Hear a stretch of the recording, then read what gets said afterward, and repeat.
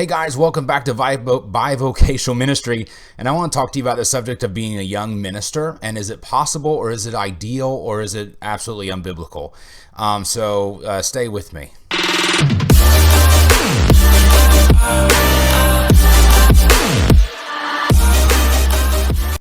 Hey everybody, I just want to take a little bit of time with you. I'm not going to rush through this. We're just going to kind of discuss this idea of being a young pastor, a young overseer in the church. And from my background, like I said before, I'd mentioned that we had viewed bishop, elder, and pastor as three different Greek words meaning the same office, all the same guy.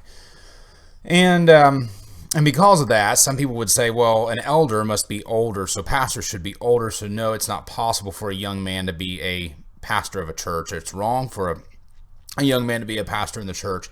And some would say, well, elder means spiritually more mature. That's what elder means. It doesn't necessarily mean older in years, physical years, maybe older spiritually. Where Paul says not a novice or not a new believer. He may be a young guy, but may not be a new believer. He may be wise, but he may be younger. And that has been a subject that's been up for debate. And over the years, I have held different positions, everything from single pastor to pastor of pastors to pastor with elders. I currently go to a church that has a leadership team made up of elders, ministers, and deacons, and the way they function is the elders there is a chief elder, so he's the lead pastor, I guess they call it a chief elder, the same thing. He's the lead pastor, and every year he gets put in position, he gets voted in by the congregation. And then there's elders that surround him, as well as ministers, and ministers are basically people who are future elders. They're not elders yet, maybe they're not old, but they're in the leadership meetings, they're in the church, they are serving alongside the elders. And the elders are clearly the head honchos of the church, you could say.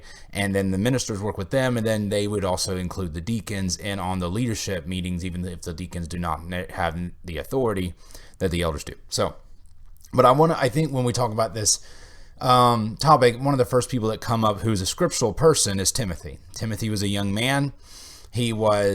I've read some different sources, and one source would say that he's a minister at Ephesus, and a few sources said he was an actual bishop of Ephesus. Bishop or overseer. He was the overseer of Ephesus, and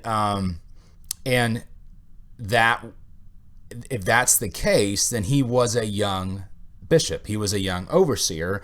And I think that one of the reasons we could tell he's young is we know he had some anxiety issues. We see that in 2 Timothy. But one of the things that Paul says in 1 Timothy 4, he says, 4:12, let no one despise your youth. So we know that he was a young man. And he said, but be an example to the believers in speech, in conduct, in love, in spirit, in faith, and in purity. So maybe we should start off with maybe some exhortations to young men who are in the ministry. And that would be live your life as an example, and live your life as someone who is exempling the faith to others, who is basically, maybe you're not an older individual, but you need to be spiritually old. And you need to be wise beyond your years. And one way of doing that is to be an example. Before you could teach people with your mouth, you need to teach people with your lives. And it says, let no one despise your youth. And the way I always took that was try to live in a way that they can't despise your youth. Like they can't, like, well, he's acting that way because he's young. No, act older. Act like an older man. Act like a more mature individual. And you people hopefully won't despise your youth. And so to go through these, no one despise your youth, but be an example to the believers. Some King James, I think, says of the believers, but in speech and in what you choose to say and how you choose to say it. So be an example to the believers in speech. In conduct, that's how you operate your life, how you live, what you do, your behavior. In love, of course, being an example in love. In spirit, mine doesn't have a capitalized, and I think that just means that you have a spirit like Daniel, an excellent spirit about you, and people can see it and know it's there. In faith, be an example, not just in the faith, but acting in faith and all that. And then in purity, and being a pure individual, purely devoted to God, purely devoted to spiritual growth, purely devoted to ministering to others. And he goes, until I come, give attention to reading and to exhortation and to doctrine. And so there's there's a couple different ways to understand this. To reading, it could be private reading, and then exhortation from that, and then doctrine, which would be studying of doctrine, or it could be public reading. So you're in the front, you're publicly reading scripture, you're exhorting according to scripture, and doctrine can be also understood as teaching, like you're teaching, because teaching can be both what is taught and the act of teaching. So I think he's meaning both here. And then he says, do not neglect the gift that is in you, which was given to you by prophecy with the laying on of the hands by the elders. So obviously Paul sees Timothy as maybe someone different than an elder here, because he is contrasting that. But he says, do not neglect the gift that is in you. And this is something that's really convicted me. Just because I'm young doesn't mean that some people have this idea that, well, if you're young, you just need to sit and do nothing until you're older. And I don't think Paul would encourage Timothy to do that, because do not neglect the gift that is in you. If you are called to preach, then you need to take the opportunities to preach that are presented to you. So if you have a teaching ministry, then you need to teach. You need to be doing it. You're not going to get it right first off, but you need to be out teaching. And then, but do not neglect the gift, and invest into that. Meditate on these things, give yourself completely to them, that your progress may be known to everyone, that everybody around you would say, Jonathan, he's a young man, but he is progressing in the faith tremendously. And hopefully that's even sticking out to the older people in your church. And this will be, but that's not the contingency factor, because there will be older people who are spiritually mature who will see your progress and celebrate. And then there will be older people who will be in your church who will see your progress and denigrate or tear you down or stop you. Age is not a determiner of good intention or anything like that. So regardless of the outcome, that your progress will be known. It says, continue in them, for in doing this you will save both yourself and those who hear you. Now, the reason I'm doing this is not just because I'm interested in the subject, because I am. Because I remember I was preaching through the book of Titus, and we came where he tells Titus, and he tells Titus, I'll read it so I don't misquote it, but he says to Titus, for this reason I left you in Crete, that you should set in order the things that are lacking and appoint elders in every city. Perhaps Titus was a bishop in Crete. I am not sure at the moment. I do not remember when I studied it. He goes, as I commanded you. Then he gives the qualifications. Any man who's blameless, the husband of one wife, having faithful children. And so he's given the qualifications for an elder, and he's telling Titus this. And this is, and I remember when I was preaching through this with our church, and I came to this part, and this preaching through that passage, what was the downfall of some people's thoughts of me. After I started preaching on Titus and I got to this part of Titus, some people wanted nothing else to do with me in regards to ministry, because I said that there were specific functions in the church and that specific offices were given to the church for them to function in certain ways. And I said one of the things is that the elders are to have authority within the church to operate as leaders in the church. And at the time, I still believed that the bishop and the elders were the same thing. And at the time we had me and two other pastors at the church, and this did not go over well with one of the deacons, because the church had operated under this system where the deacons actually held significant authority, and there was a confusing aspect, because the Constitution said that the pastor and the other pastors held authority in the church, but that's not how the church had been operating in the years past. So, long story short, they didn't really receive that well. But anyway, I remember I was preaching that, and that went over like a lead balloon with some individuals. However, in regards to my last video, where Ignatius, which I think is how you're supposed to say it, Ignatius said that it goes bishop elders, deacons. Later on in his letters, he actually says that the lay people or the church members are subject to the deacons are subject to the elders, and the elders are subject to the bishop. Now, I don't remember the story. I don't remember which letter it's in. I took a picture of the page. It's somewhere in there in the letters of Ignatius. But I want to discuss, is it possible for a young man to be as a pastor? Because I have heard this, and some people are very staunch that if anyone is young, that they cannot serve. And they usually also hold the position that if someone is older, they must be correct. And I am right in the middle right now. I am not a young minister stepping in the ministry, and I am not an old man like some of the ministers I've worked with. But Ignatius, I think, does a really great job of kind of hitting the nail on the head, because a lot of people think, well, if someone's older, they must be wiser. And to kind of put this in perspective for you, I worked at a property and I was a Christian, and there was an 50-some-year-old atheist. I mean, absolute atheist. And he was a very immoral man, awful, cursed, perverted jokes, did things I'm not even going to mention on this channel. Very perverted man. And he told me directly, and I was 20-something. I'd been married for like 3 years, really young man.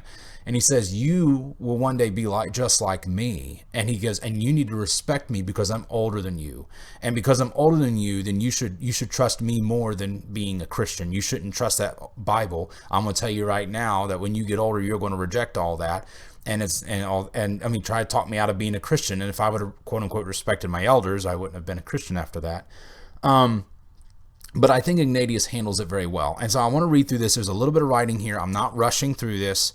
I really like what YouTube did with my last video, where it broke it up in different sections, and maybe able to do that here. So YouTube, here's a great place to do a mark where I'm actually going to be discussing Ignatius on youthful leadership. And this is his letter to the Magnesians, like I had mentioned in the last video, and I'm going to read it to you a little bit. I'm just going to discuss it as I go. Hopefully it doesn't bore you too bad. It's something that I'm interested in. It says, now it becomes you, and I think he's talking to the church at Magnesia, the Magnesian church.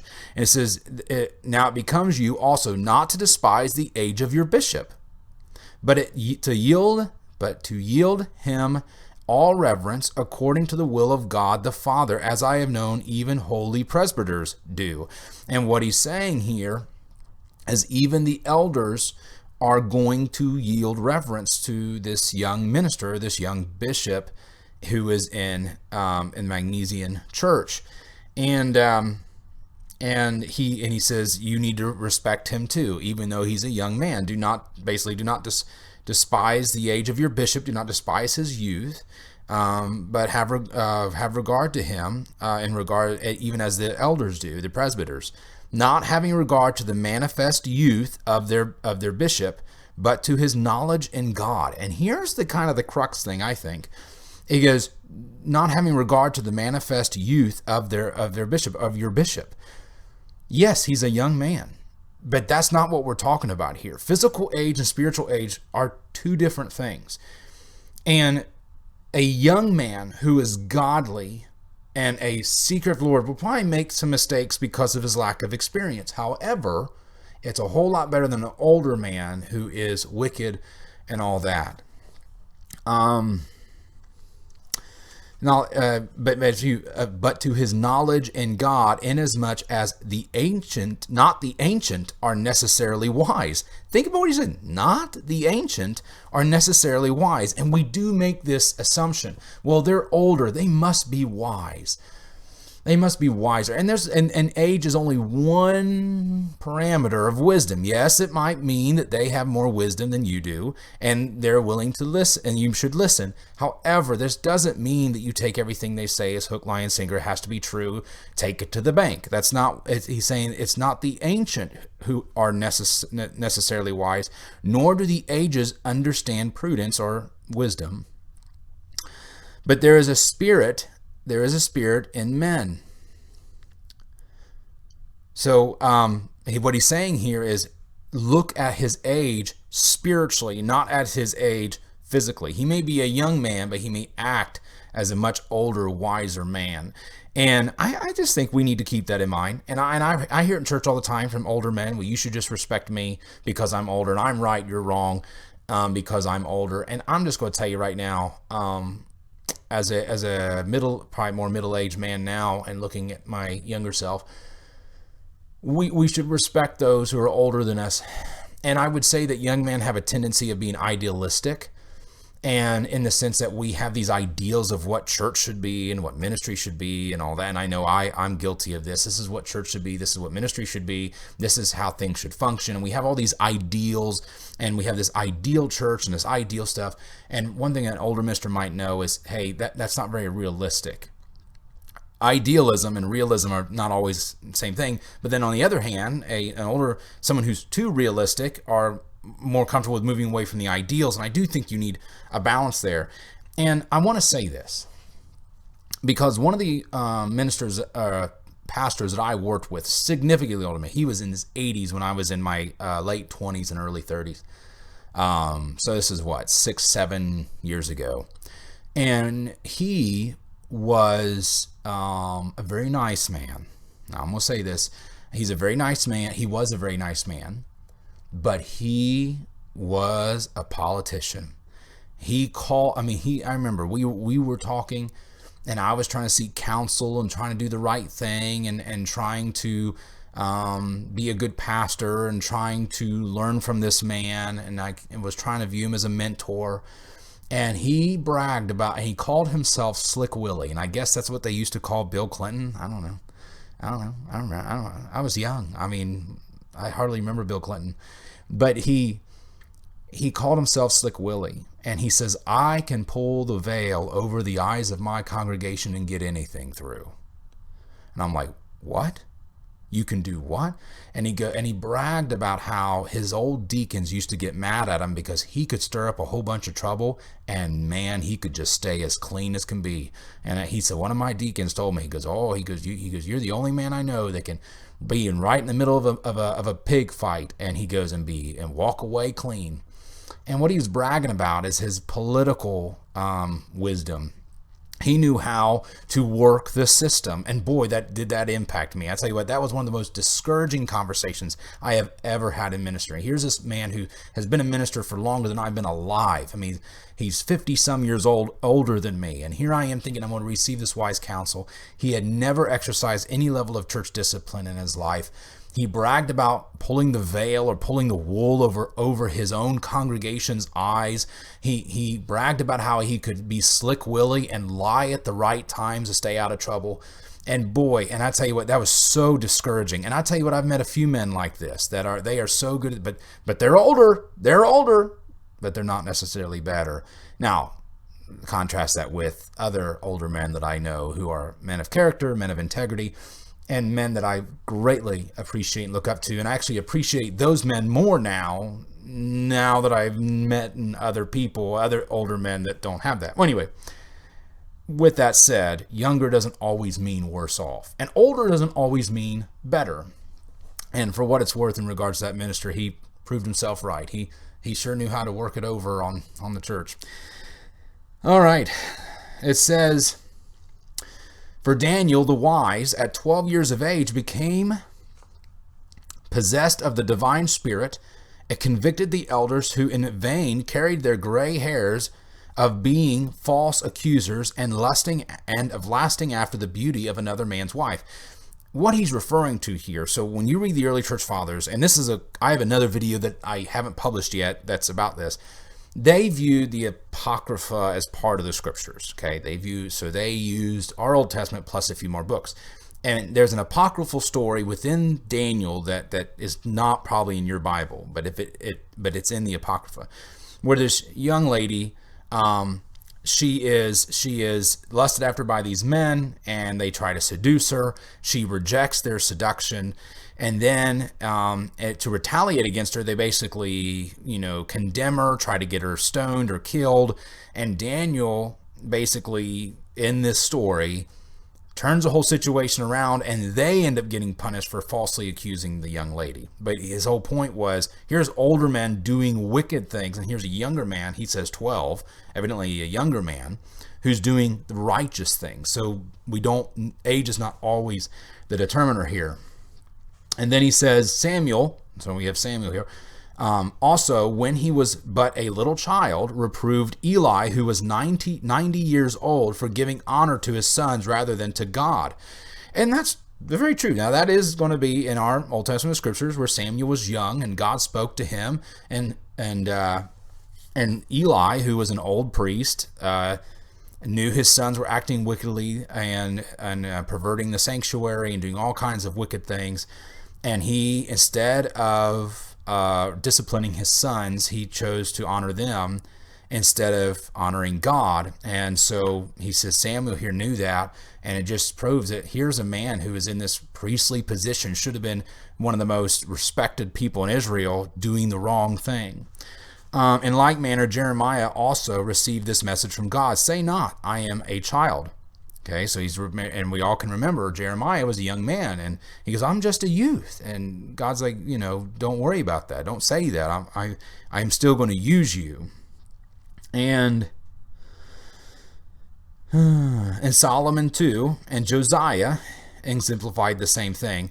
The former, being made king at 12 years of age, gave that terrible and difficult judgment in the case of the two women concerning their child. Remember, you have two women who both had children, and one of the children died, and then I guess one of the children, the son that died, took the son of the one that didn't die and exchanged out the babies and said, "What do we do?" And Paul says, "Well, let's just take a sword and divide the baby in half." And he goes, "Let's just do that. That way each of you get a half a baby." And he says, then the real mother says, "No, don't do that. Just give her to the other woman." And so that's how they found out who the real mother was. So that's wisdom from beyond his age. The latter, coming to the throne when 8 years old, cast down the altars and temples of the idols and burned down the groves, for they were dedicated to demons and not to God. And he slew the false priests as the corrupters and deceivers of men, and not worshippers of the deity or of God. Wherefore, youth is not to be despised when it is devoted to God. And what he's saying here is, you have, let's see here, Josiah, who did these extraordinary acts that I don't know many older men who would be willing to do that. If you ever walk into a situation where there's lots of corruption, you'd think, well, I'd go in there and I would do the right thing and point out and turn on the light of corruption. I remember I was talking to a man and we were dealing with corruption in the church, and he was talking about it with me. And I said, why don't we just turn on the light? You're in a dark room, a whole bunch of hidden stuff going on. Let's just flip on the light switch. He goes, no, don't do that. Don't do that. And I said, why can't we do that? Why can't we just bring out what's going on? And he said, well, if you do that, there's going to be people upset in the church. And he was right. They were. But we had to do it because that's what you're called to do. And here's this Josiah doing something that other kings probably knew was the right thing to do, but wasn't willing to do it. And I love this. Wherefore, and you should write this and put it on a poster and put Ignatius to the Magnesians, which says, wherefore youth is not to be despised when it is devoted to God. And just remember that. Don't despise someone who's young, who is devoted to God. I have met many young men who are devoted to God and growing and loves Jesus and follows him and are living out trying to be examples of the faith. Don't despise them if they're devoted to God. But I also would say the same. Don't honor someone who's aged, who's also wicked. But he is to be despised, this is Ignatius again, who is of a wicked mind, although he be old and full of wicked days. Okay? Just because someone's old doesn't mean that they're righteous. And I'll say this, just because someone's nice doesn't mean that they're righteous.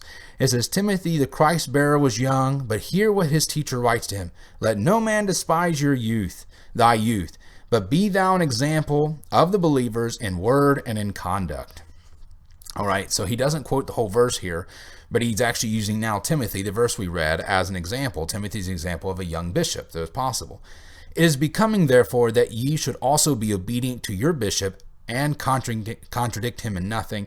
For it is a fearful thing to contradict such a person. And contradict here is an old term basically to fight up against, okay? He's not your enemy. And too many times have I heard churches who battle against a young minister just because if you can't prove yourself scripturally, then you've got bigger issues, okay?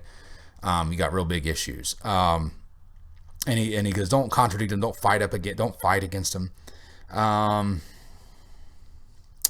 For one does such by such conduct deceive him that is visible, but does in reality seek to mock him that is invisible. I think that's a pretty big warning. Even if you deceive, and this is going to be, and when you become a ministry, it's just going to happen to you.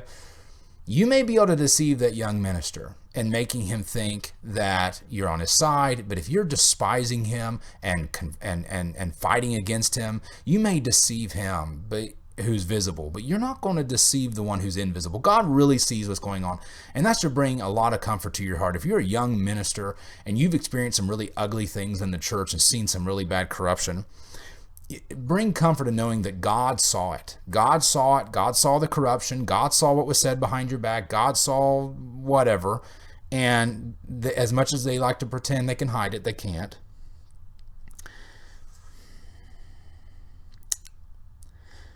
Cannot, seek to mock him that is invisible, and that's what they're doing. They're mocking God when they fight up against a biblical and Christ-centered leadership, or a Christ-centered scriptural mandate. They seek to mock God. And he goes, so they seek to mock him that is invisible, that being God, who, however, cannot be mocked by anyone. God will not be mocked.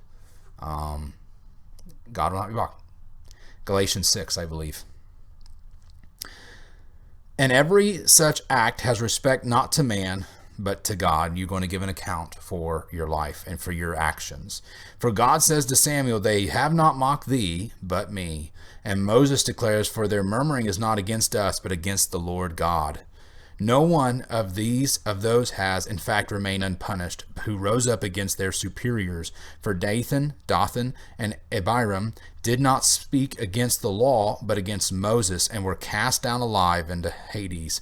Korah also, and the 250 who conspired with him against Aaron, were destroyed by fire. Absalom, again, who had slain his brother, became suspended on a tree, and had his evil designing heart thrust through with darts. In like manner was Abadadon beheaded for the same reason. Uzziah, when he presumed to oppose the priests, and the priesthood, was smitten with leprosy.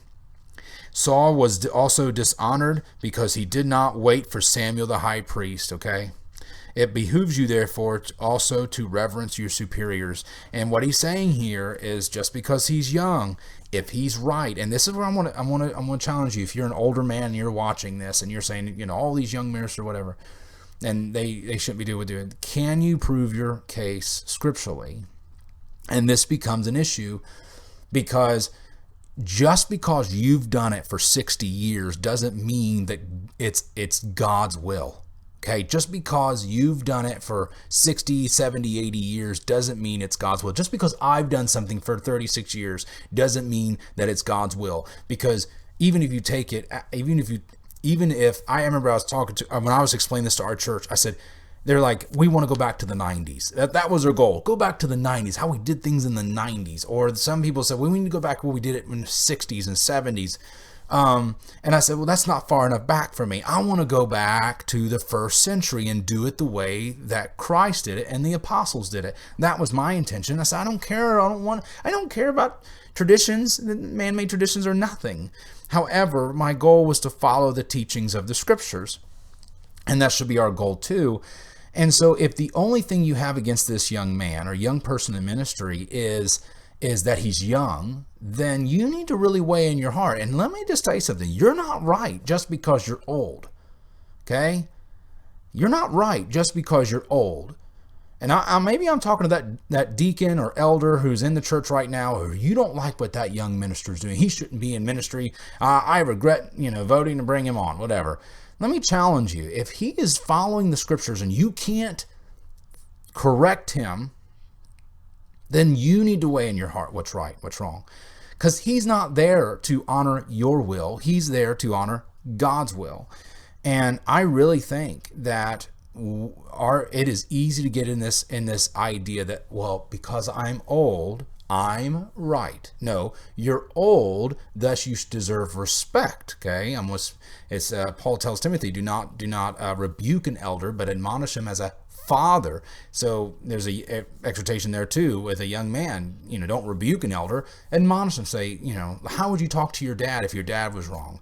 That's how you talk to an elder. And older women as mothers, and younger men as brothers, and younger women as sisters. He tells Timothy that in 1 Timothy. And that should be our pattern. But again, evidently, according to Ignatius, young men in ministry was not necessarily uncommon. Now, again, like we had discussed before on the whiteboard behind me, there was a bishop, and then there was a board, you could call it a board of elders there, and the bishop was to work in conjunction with the board of elders. And I think that that's very wise. But let me say this.